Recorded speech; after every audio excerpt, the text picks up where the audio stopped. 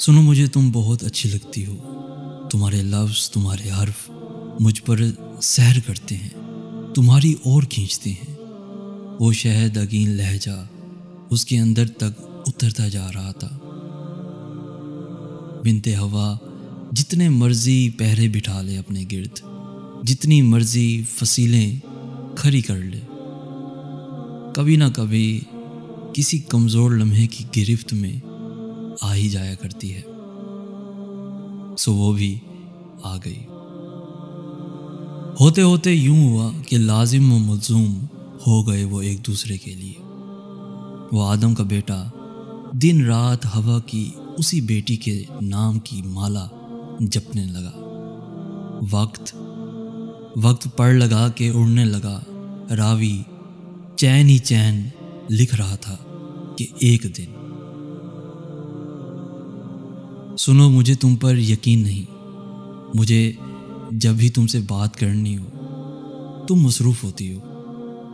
ہر روز نیا بہانہ ہوتا ہے تمہارے پاس، پتہ نہیں کہاں مصروف رہتی ہو اور کس کے ساتھ۔ بہت ہو گیا بس، مجھے نہیں ہے یقین تم پر، مجھے بالکل یقین نہیں ہے تم پر۔ اس کی آنکھوں پہ مرنے والے کو آج انہی آنکھوں کی نمی نظر نہیں آ رہی تھی۔ میرا یقین کرو ایسا کچھ نہیں ہے، اس کی جان پر بن آئی تھی۔ اسے سمجھ نہیں آ رہی تھی کہ آخر ہوا کیا ہے۔ اسے سمجھ نہیں آئی لیکن مجھے آ گئی ہے۔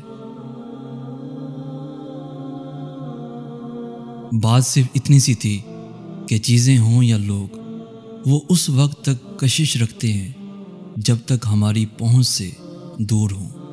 جیسے ہی دسترس میں آ جائیں وہ کشش بھی کھو دیتے ہیں، قدر بھی اور اہمیت بھی۔